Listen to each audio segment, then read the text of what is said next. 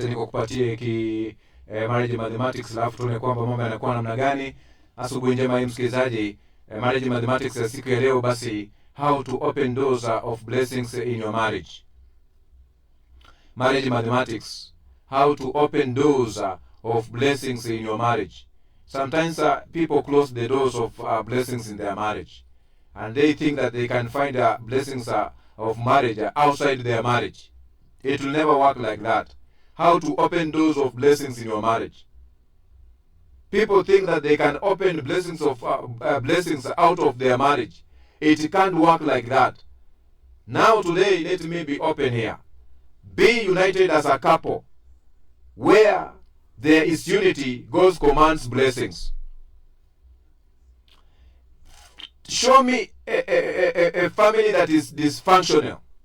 I can show you a family that it will take time so that they can be blessed. When you find your wife or your husband, they are not in a position to unite and bring their heads together, it's a disaster. Be united as a couple. Where there is unity, God commands blessings. Number 2, support each other's dream. Your spouse's success is your success. It's not your competitor. Have you ever seen that maybe people in marriage and they are like, I'm doing my project. You're not doing your project. It's our project. Support your husband's projects. Support your wife's projects. Open up about those projects. How can we fund this project? How can I help you? You are a helper if you are a wife. You are supposed to assist. If you are a husband, you're supposed to assist. But you will find nowadays people are doing their project in secret, thinking that they are doing the right thing. You can find someone is buying a plot, buying a land. He goes ahead or she goes ahead and build that land. He builds a house in without even informing the other person. And things don't work like that. This is the reason you find so many people are struggling in their journey to blessings. Support each other's dream. Your spouse's success is your success. Your success is your spouse's success. Number 3, blessed lives together. Blessed lives together. You cannot say that I'm living here until things are when you've sorted yourself. Then so we can reunite. No. You are doing your things in the other side of the world. It doesn't work like that. Blessed lives together. When you touch oh my God, this morning who am I speaking to?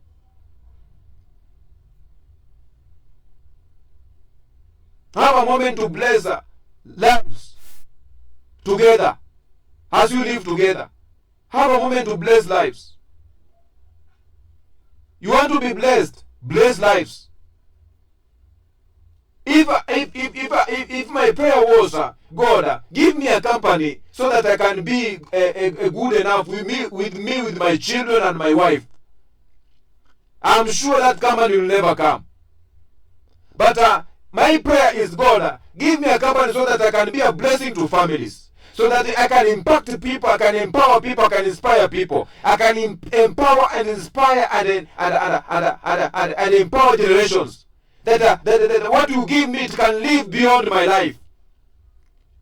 Here we are. But if my prayer was that, God, if you can bless me so that I can be good with my children and my wife, it will never come to happen. When you pray to God, you need something. It's not for you, it's for generations. You are doing just your part by being the founder. You are laying the foundation for that project to be there. And you are not putting it when you are not there, the project can collapse. No, you are equipping people that they can carry the project to the next level. That is my desire. As a company, we are here to do something like that. We are here to mentor people that even when we are not supposed to be in our offices, they want to use. Bless lives together. When you touch the lives of others, their gratitude towards you are actually prayers to God for you. When you touch lives, imagine when we have so many people we've employed here. They'll be praying about this company. They will be interceding for this company. When they go and fellowship in their churches, when we pay them, they have that 10% from their salary. They are praying for us. Bless life together. When you touch the lives of others, their gratitude towards you are actually prayers to God for you. Number 4, inform each other of opportunities. If you discover opportunities that might be good for your spouse or the both of you as a couple, share with your spouse. Don't be secretive. You see that there is opportunity in the US. Why don't you share? Yeah, because he can be the one can be able to score the goal for the rest of the generation. She can be the one that can score that goal, the golden goal for the generation. Don't hide information from your spouse. Share information. Inform each other's opportunities. If you discover opportunities that might be good for your spouse or both of you as a couple, share with your spouse. Number 5, pray together. Some doors need to be unlocked in spiritual before they open in the physical. Life is spiritual. I always repeat by saying this every now and then. Life is spiritual. Don't think that life is physical. What you see in the physical, it is manifestation of the spiritual. Life is spiritual. Can you pray together? Even what you are going through, it is because of the altars. Generational altars. Sometimes you go back and see how your mother behaved when he was with your father. Can you see how he frustrated your father? Go. You see, some people, they have depression and anxieties and maybe you can find they are going through some stuff in their lives because their parents frustrated one of their parents. One frustrated the other. So children, they see it, and when they see it, they carry to their lineage. It's generational. Other people, they did not marry in the right way. Other people, they are alcoholism. And you find that thing, it will carry to generations. If you cannot break it into prayer. Life is all about spiritual. And it's generational. If you cannot cut those altars, they can haunt you with your generation. There are people, they cannot keep one man. They have so many men because of finances. There are people who cannot keep one woman. They want to have multiple women. And when you look at it, you go back to the generation, you find that maybe even their father did that. Hawezi akatulia. Ni mtu ambaye anapiga mkubwa. Hawezi kutulia. Life is spiritual. I just go back home and see my dad is still there, not married. And my mother went 4 years ago. Kama alikuwa ni mwanamume mwingine alikuwa ameoa. Alikuwa ashaoa. Sasa bwana hii sijui kufua nguo, sijui kupika. Na kuna wanawake pia, ukiangalia tabia wako nazo, ni tabia za mama zao. Hizo kadamu kako ndani yake tu, wanapenda kubadilisha wanaume kama anabadilisha njugu kwa mdomo. Na haoni haya.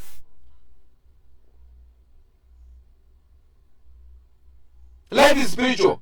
At the moment you corrupt yourself, contaminate yourself with so many relationships, it is difficult to be blessed, because God, when you want to bless you, you see that He cannot bless you.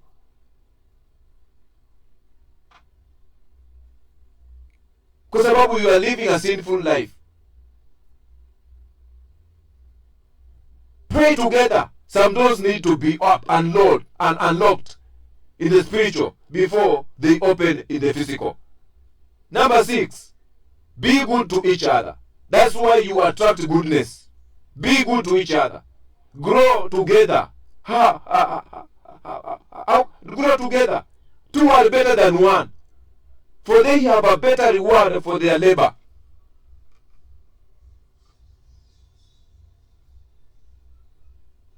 Two are better than 1. Watu wakikuwa wanatembea wawili wanaongozana vizuri. Wewe tembea peke yako, utakuwa frustrated. And in marriage mathematics, kuna vitu mwanamke haezi akafunza watoto. Hata aende juu apige kelele arudi chini. Kuna vitu mwanaume hawezi afunza watoto, hata aende juu arudi chini. Mwanamume anashughulikia akili ya mtoto na mikono yake, skills and brain yake, na brain imebeba vision. Brain imebeba vision. Mikono imebeba skills. Nimezungumza hii sio mara moja, na inabidi nizungumze tena leo. Mwanaume anafunza mtoto ubongo, kukua kwa ubongo ni mwanaume. Na hapo nimebeba vision. Najua watu wengine huwa wanazungumza na waeleza vitu wanaona kwamba hapana, this guy ni kama haelewi, hajui, hapana, ya. Mama ana develop moyo ya mtoto, heart, mfano emotions na feelings. Ukiniona feelings zangu na vile mimi wakati mwingine nakaa, ni kwa sababu mama alinimenta hivyo. Na imani yangu hiyo baba hakunifanyia. Kuomba ni mama nilimuona akiomba, akiniambia bwana, mtegemee Mungu. Ukitaka kuishi dunia mtegemee Mungu. Enda kanisani. Hivyo. Ilikuwa ni mama. Siwezi kudanganya. Na nikaona katika matendo yake ya kuamka asubuhi na kuomba na kuweka devotion, ilikuwa ni mama. Baba za mtoto. Hapa katika brain unapata kuna maono, kwenye brain kuna purpose na plan. Kupanga vile mambo yako na kuwa ni baba na kufunza hiyo. Huwezi pata kwa mama. Strategies and decision making ni baba. Kwenye mikono ni skills na ikuwa independent, self driven na self efficiency. Huyo ni baba. Mama, ukiwa na watoto ambao wamelelewa na mama, mimi hupenda kusema na sifichi. Unapata mtoto hata sasa anafunga taulo, anafunga na shuka nywele, unapata mtoto anakuwa na feelings zake, haizi kuwa ni mtu wa kutoka pale nje na kusema kwamba anakaa mtu muoga. Hata dudu peke yake inamuogopesha. Dudu kabisa, akiona hivi dudu anatoka mbio. Akiona cockroach kwa nyumba, kwa sababu amekuwa na mama. Mama ndiye amemfunza hiyo tabia ya kuwa usichana ni mtoto mwanaume. Unapata wengine unapata siku unashuka mwani. Hata akitaka kuwa na wao akiingiza tu kwa nyumba ya mama yake. Maadili ya kupata ya kuwa baba. Kwa sababu alikosa hiyo nafasi. Grow together. Two are better than one. They have a better reward for their labor. Sasa hivi mimi sina mama, nilimpoteza mama. But I can go back home na kuona baba anasema bwana, hii baba, hata mama mlimiita aje, mlikuwa aje. I can get a story. So when you say that you are maybe a single mother, you are single a single father, you are doing things on your own, you are missing the mark. You are denying your children an opportunity to be mentored in the right way.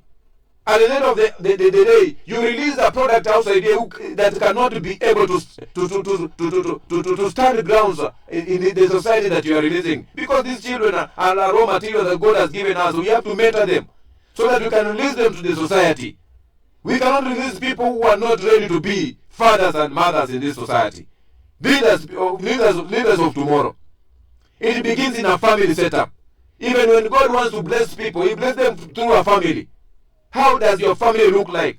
You are struggling to find a ends mate. Have you respected your wife or husband? That's a question for another day maybe. But to grow together, two are better than one. They have a better reward for their labor. Number 8, as I conclude, live confidently and boldly as a couple. Don't be afraid to take calculative risks. Some doors can only be opened by faith. Don't be afraid to step into unknown territories, to push yourself to go further. It needs a courage from two people who are living together, planning their destiny together. You cannot plan your destiny in isolation. At the end of the day, it will backfire. Number 9, don't be defined by your past. If your parents did not do or have much, if you don't have a pleasant history, be determined to open a world to a better future. Be determined to open a world, to open a better future. Don't be close into a cocoon. Some people, they have welcomed divorce in their families because they have always related about divorce. Some people have welcomed the singleness in their lives because they have always done that. They think that they can be independent and perform in their lives. At the end of the day, they still struggle. What they were looking for is they are not getting it. Number 10, as I conclude, Be patient with each other and your goals. Some doors take time. Be patient. Be patient with each other. Some doors, they will take time. You too will get there. If you can only involve what we call patience in your life. Some doors, they will take time. Who knew a certain time like this, I can be doing what I'm doing today? Who knew? Who knew when I was employed? Who knew when I was in high school? Who knew that when I was in primary school? Who knew when I was in that particular family that today I can stand out and speak to the nations? Who knew? Who knew? Who can know about tomorrow? We don't know about tomorrow. But you have to leave a legacy to our generation by doing the right thing. I don't know about tomorrow. But one thing that I know, that Jehovah God has given us an opportunity here on earth to be a blessing not only to our families, but to generations. What you're building is not for you and your children and your family. What you're building is not for you, for you and your friends. What you're building is for generation. But you have to lay the right foundation through the family setup. Because when God wants to bless someone today, He will just go to a family setup. Even in the biblical, when you look at people who are like, they are living very well, God commands blessing in that particular family. God is in the business of blessing people. Even today. And then the reason you find that hata Abrahamu alipokuwa anataka mwanawe aoe, anaenda anamwambia, anatumana kule, kwa sababu alikuwa anajua Mungu mpango wake ulikuwa namna gani. Sababu wengine wanabeba miungu yao ya umaskini, wengine wanabeba miungu yao ya pombe, wengine wanabeba miungu yao ya ukahaba, wengine miungu yao ya kutokuwa na imani ya kuweza kumwamini kwamba Mungu anaweza kuwainua. Wanabeba miungu, wanaingiza kwenye ndoa.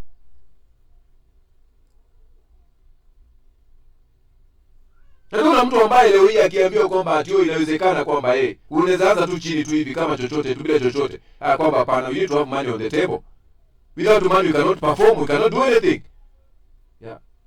Bila pesa hakuna kitu na amini kwamba kunaweza kwa magoti na Mungu ana provide. And God is in the business of looking people ambao wana raise altars kwenye ndoa zao. Halafu ana command blessing.